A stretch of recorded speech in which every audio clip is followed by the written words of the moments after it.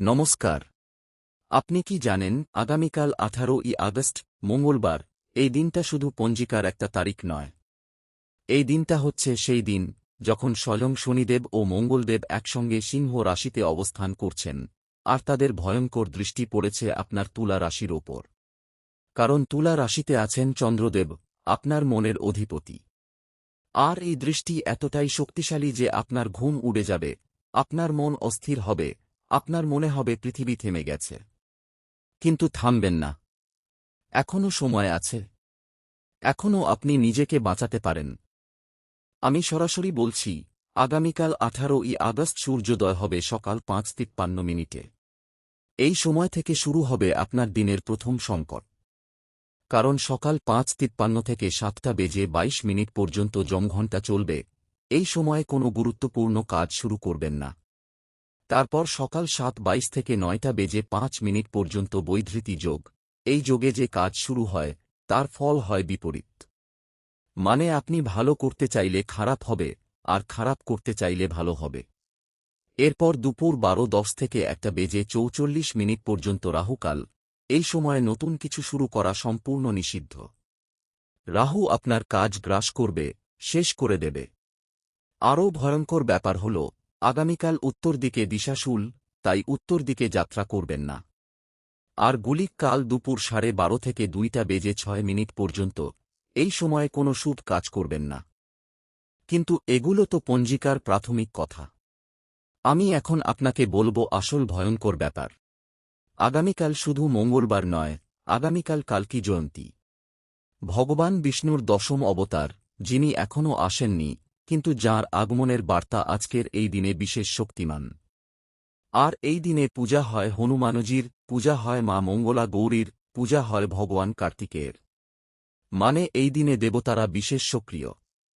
কিন্তু এই পূজারও নিয়ম আছে, সময় আছে। সেই সময় মিস করলে আপনি একটি সুবর্ণ সুযোগ হারাবেন।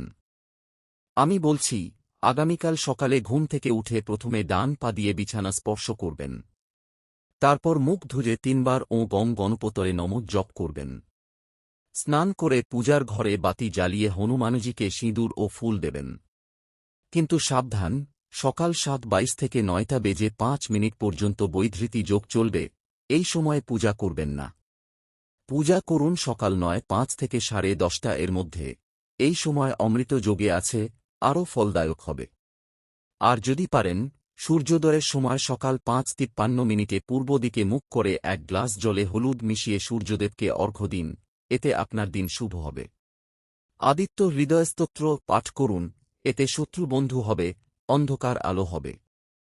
এখন আমি আরও গভীরে যাচ্ছি। আগামীকালের নক্ষত্র স্বাতী, এর দেবতা বাযুদেব। মানে আগামীকাল বাতাসের মতো চঞ্চলতা আসবে আপনার জীবনে।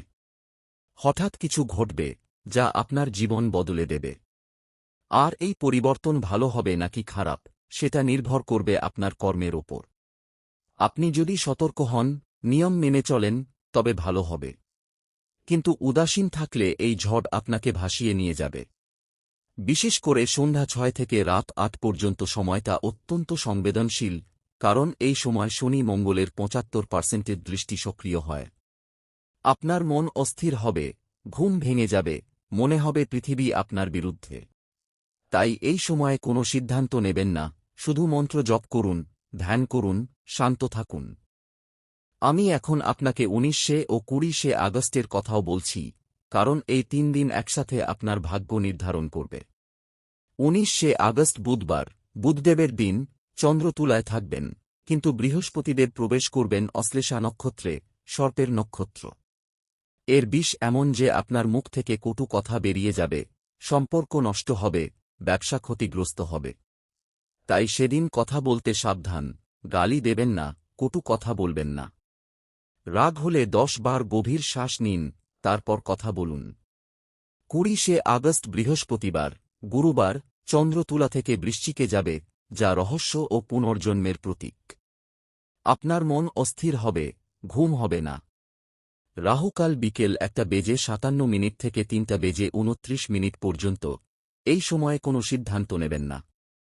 এই দিনে সকালে বৃহস্পতিদেবকে হলুদ ও চিনি দিয়ে পূজা করুন, সন্ধ্যায় দীপ জ্বালিয়ে বিষ্ণু স্তোত্র পাঠ করুন, কারণ কালকি জয়ন্তীর প্রভাব তখনও থাকবে। এবার আসি বিশেষ প্রতিকারের কথা। আগামীকাল 18ই আগস্ট সন্ধ্যা 5:52 তিথি বদলে যাবে ষষ্ঠী থেকে সপ্তমীতে। সপ্তমী সূর্যদেবের প্রিয় তিথি। লাল ফুল দিয়ে সূর্য পূজা করলে আজু, যশ ও উদ্যম বাড়বে। কিন্তু সাবধান, সপ্তমীতে তেল ও লবণ খাবেন না, নিয়ম ভাঙলে সূর্যদেব রাগ করবেন, স্বাস্থ্য নষ্ট হবে, চোখে সমস্যা হবে। আর সন্ধ্যা 7:30 থেকে রাত 9:18 পর্যন্ত সময়টা গোধূলি বেলা। এ সময় পিতৃদেবতা সক্রিয়, তাই তর্পণ বা শ্রাদ্ধ করবেন না এবং বাড়ির উত্তর দিকের দরজা খোলা রাখবেন না। রাত 9:18 থেকে 11:01 অমৃতকাল। এই সময় ইষ্টদেবতার নাম জপ করুন, যা চাইবেন তাই পাবেন।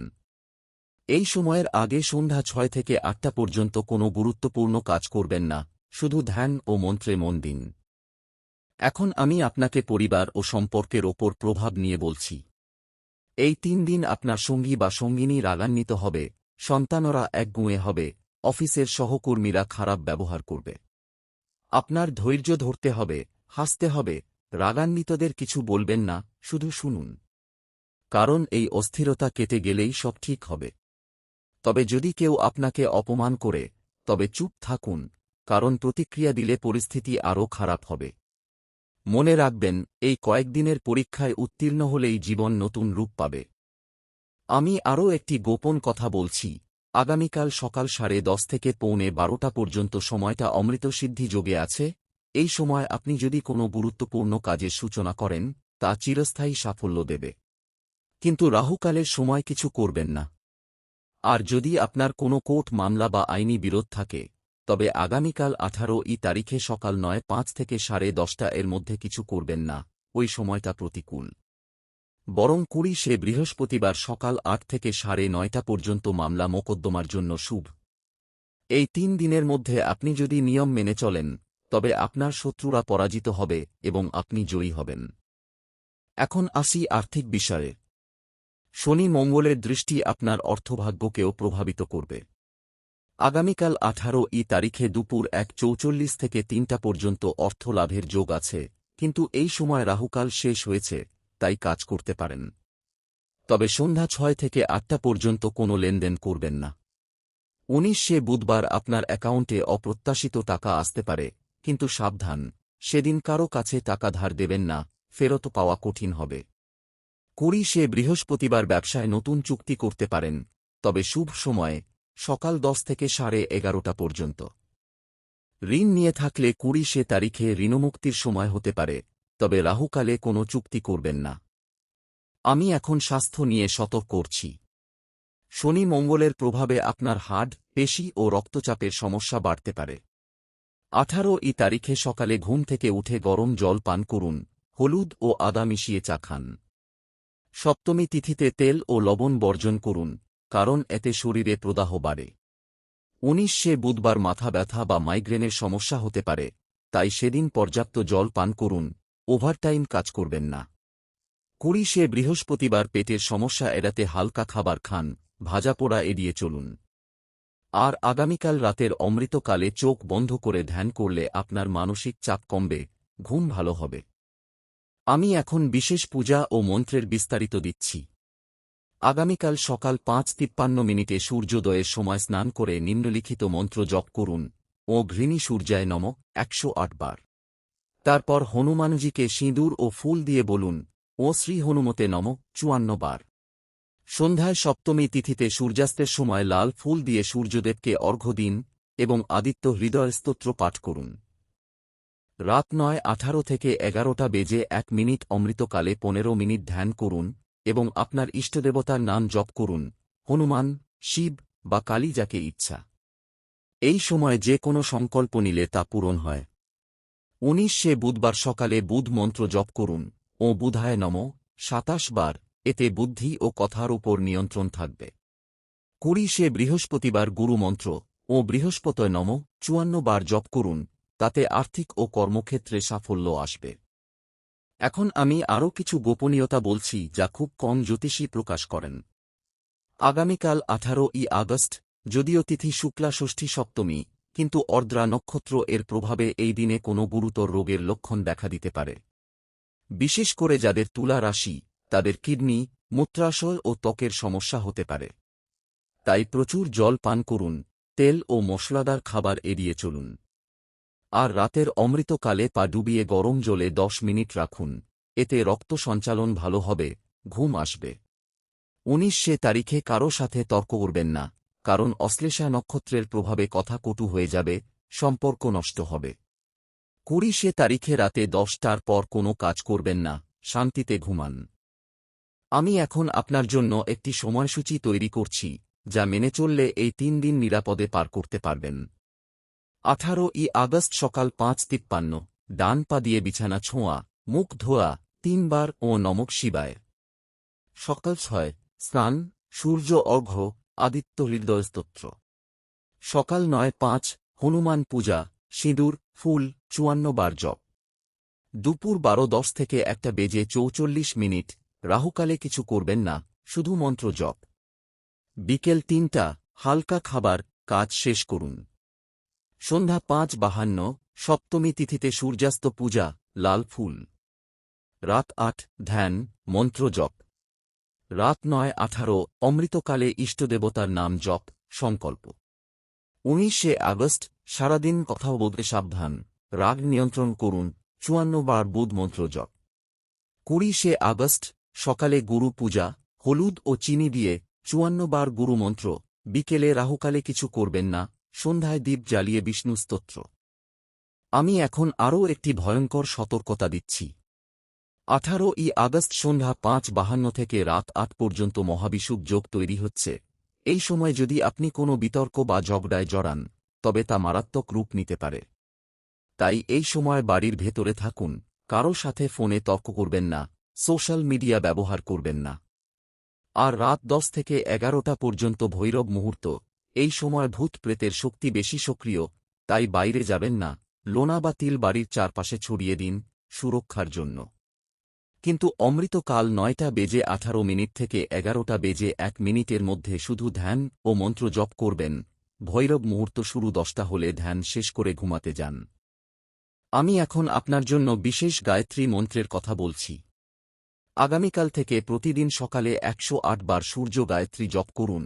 ও ভূর্ভুবঃ স্বঃ তৎসবিতু বেন্নাং ভো দেবস্য ধীমহি ধিয়ো যো ন প্রচোদয়াৎ। এই মন্ত্র আপনাকে শনি মঙ্গলের নেতিবাচক প্রভাব থেকে রক্ষা করবে। এবং হনুমান চালিসা পাঠ করুন, তা না পারলে জয় শ্রীরাম 108 বার জপ করুন। এই মন্ত্রগুলো এতটাই শক্তিশালী যে আপনার ঘর থেকে নেতিবাচক শক্তি দূর হবে, শত্রুরা দূরে থাকবে, আর আপনার মনের ভয় কেটে যাবে। তবে মন্ত্র জপের সময় পবিত্র বসন পরবেন, আসন ব্যবহার করবেন, এবং মুখ পূর্ব বা উত্তর দিকে রাখবেন, তবেই ফল পাবেন। আমি এখন শেষবারের মতো বলছি, এই 3 দিন আপনার জীবনের মোড় ঘুরিয়ে দিতে পারে। আগামীকাল 18 আগস্ট যদি আপনি নিয়ম মেনে চলেন, পূজা পাঠ করেন, মন্ত্র জপ করেন, তবে শনি মঙ্গলের দৃষ্টি আপনার পক্ষে কাজ করবে, আপনার ভাগ্য খুলে যাবে। কিন্তু যদি অলসতা, উদাসীনতা বা ভয় আপনার মনে বাসা বাঁধে, তবে এই দৃষ্টি আপনাকে নিচে টেনে নেবে। সিদ্ধান্ত আপনার হাতে।